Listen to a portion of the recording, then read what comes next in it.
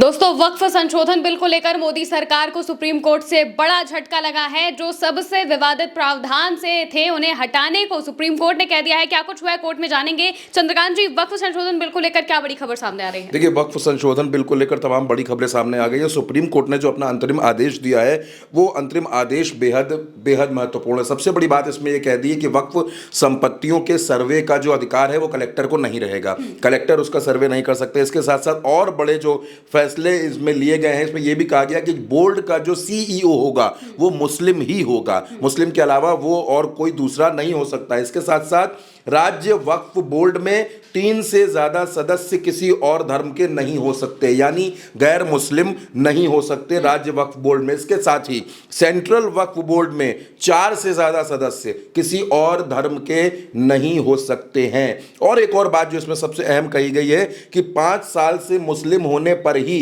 Property वक्फ करने वाली जो शर्त थी उस पर भी रोक लगा दी गई है। यानी सुप्रीम कोर्ट ने यह महिमा अहम फैसला दे दिया है और यह अहम फैसला वक्फ संशोधन बिल जिसकी चर्चा बहुत दिनों से चल रही थी उस पर सुना दिया है। क्या कुछ और हुआ है वो भी मैं आपको बता देता हूं, लेकिन याचिकाकर्ता इसको अपने लिए एक बड़ी जीत के तौर पर देख रहे हैं। हालांकि एक और बात जो इसमें समझनी बेहद जरूरी है कि कोर्ट ने कानून की वैधता पर फैसला नहीं दिया है। कानून की वैधता को जो रद्द करने की मांग थी उस पर उन्होंने कहा कि वो फैसला नहीं दिया है। वक्फ संशोधन कानून के 3 संशोधन पर रोक लगाई गई है। बोर्ड में 3 से ज्यादा गैर मुस्लिम नहीं, 5 साल इस्लाम फॉलो करना जरूरी नहीं, कलेक्टर संपत्ति का सर्वे नहीं करेंगे। तो ये आज के दिन की सबसे बड़ी खबर है जो वक्फ को लेकर सामने आई है। और क्या कुछ वहां पर हुआ है वो भी मैं आपको बताता हूं। इसमें एक ये था मसला कि तमाम जो चीजें थी, जैसे संशोधन ये किया गया कि धारा 3C4 जब तक कलेक्टर रिपोर्ट नहीं देगा उसे वक्फ प्रॉपर्टी नहीं माना जाएगा। इस पर सुप्रीम कोर्ट की तरफ से कहा गया कि कलेक्टर को विवाद का निर्णय करने की अनुमति देना शक्तियों के विभाजन के खिलाफ है। ये सुप्रीम कोर्ट की तरफ से टिप्पणी आ गई है। एक और इसमें जो इस कानून में धारा जोड़ी गई थी, धारा 3C2, किसी संपत्ति को तब तक वक्फ नहीं माना जाएगा जब तक कि सरकार की ओर से नामित अधिकारी रिपोर्ट पेश नहीं कर देता कि भूमि पर कब्जा हुआ है या नहीं। कोर्ट ने इस प्रावधान पर भी रोक लगा दी है। इसके साथ साथ एक और बात थी कि वक्फ बनाने वाले को पिछले 5 साल से इस्लाम का अनुयायी होना अनिवार्य रहेगा। सुप्रीम कोर्ट ने कहा है कि जब तक सरकारें इस पर स्पष्ट नियम नहीं बना लेती तब तक इस पर रोक रहेगी। वक्फ बोर्ड में 2 गैर मुस्लिम सदस्य होंगे। सुप्रीम कोर्ट का अंतरिम आदेश है कि राज्य और केंद्रीय वक्फ परिषदों में यह संख्या 3 से अधिक नहीं हो सकती। राज्य में 3 और केंद्रीय वक्फ बोर्ड में 4 रहेगी। देखिए महिमा, आपको याद होगा कि इससे पहले 22 मई को सुनवाई हुई थी और वहां पर कोर्ट ने अपना फैसला सुरक्षित रख लिया था। तो ये अंतरिम आदेश आया है और ये वो बिल था जिस पर ओवैसी से लेकर तमाम नेता बहुत मुखर हुए थे। सदन में खूब जबरदस्त हमने और आपने हंगामा देखा था।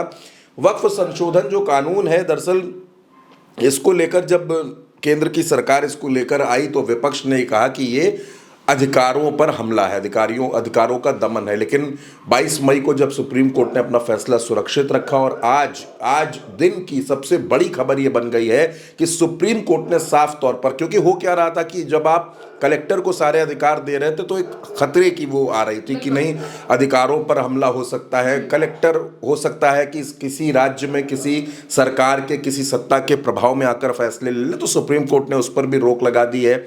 और सबसे बड़ी बात जो सुप्रीम कोर्ट ने कह दी है कि वक्फ बोर्ड का जो सीईओ होंगे वो मुस्लिम ही होंगे, मुस्लिम के अलावा कोई और वहां पर नहीं होगा। उन्होंने सदस्यों की संख्या भी तय कर दी है कि आप जो बार बार ये कोशिश की जा रही थी कि गैर मुस्लिमों को वक्फ बोर्ड में ज्यादा से ज्यादा एंट्री दी जाए, उनको सदस्य बना दिया जाए, तो सुप्रीम कोर्ट ने उस पर भी अपना रुख साफ कर दिया है, अपना फैसला सुना दिया है कि राज्य में आप 3 से ज्यादा नहीं कर सकते हैं। तो ये एक अहम फैसले के तौर पर इसको देखा जा रहा है और सुप्रीम कोर्ट ने अपना जो अंतरिम आदेश दिया है वक्फ संशोधन कानून को लेकर के, ये बेहद अहम है महिमा। और आपको ये भी समझना पड़ेगा कि जिस समय ये फैसला आया है बिहार चुनाव के मुहाने पर बिल्कुल खड़ा हुआ है, तो ये फैसला बेहद अहम, बेहद बड़ा है। और सुप्रीम कोर्ट का ये आदेश आने के बाद तमाम जो सियासी दल है, जो मुस्लिम संगठन है, उनकी प्रतिक्रियाएं भी सामने आ रही है। कांग्रेस की तरफ से सुप्रिया श्रीनाथ हैं, उन्होंने एक्स पर अपनी टिप्पणी लिखी। उन्होंने कहा कि ये इसको बड़े फैसले के तौर पर देखा जाना चाहिए।